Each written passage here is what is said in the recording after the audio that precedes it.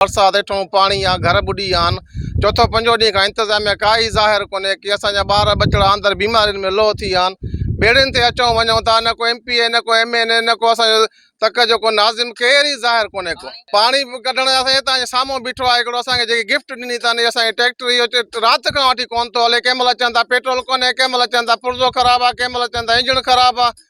असांजा नंढड़ा बचड़ा अची घर में वेही वेही बुख ते मरी विया आहिनि। न को इंतज़ाम खाधे पीते जी को पुछे थी, न को बीमारी जो को पुछे थी। ॿार बचो हर कंहिंखे प्यारो हूंदो आहे, नंढ हर कंहिंखे प्यारा हूंदा आहिनि। को पंहिंजे मिटनि खे छॾे आयो आहे, को मथे छतनि ते वेठो आहे।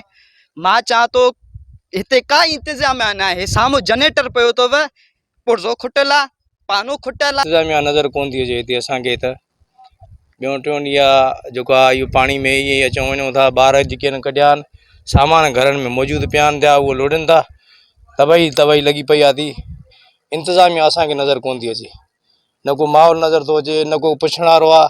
बुखनि उन्हनि ते टियों ॾींहं त कंहिं मां ॻाल्हाए बि नथी सघां पई। घर मुंहिंजा अंदरि किरी पिया आहिनि, को बि टोपड़ न कढियो। लटनि टनि में निकिता आहियूं। नंढा नंढा बच्चा वठी मां पंहिंजे मथे वञी निकिती आहियां। टियों ॾींहं बुख ते नंढा नंढा बच्चा अची वठा आहियूं। असां मौजूदु आहियूं हिन वक़्तु पुराणे सखर में। ऐं पुराणे सखर में जीअं तव्हां ॿुधायोसीं त ॿेड़ियूं हली रहियूं आहिनि। असीं बि हिकु ॿेड़ी ते मौजूदु आहियूं। पुराणे सखर जा मुख़्तलिफ़ इलाइक़ा जेको आहे असीं घुमूं पिया। तक़रीबन पुराणो सखर जेको आहे हिन वक़्तु बरसाति जे पाणी हेठि आहे ऐं हर इलाइक़े में 4 खां 5 फुट जेको आहे पाणी बीठो आहे। इंतज़ामिया खे घुरिजे त हिन वक़्तु पुराणे सखर वासियुनि जी वाहर करे ऐं हुननि खे सहूलियतूं फराहम करे। कैमरामैन शबीर जोगीअ सां गॾु जावेद गुंजो, सिंध TV न्यूज़, सखर।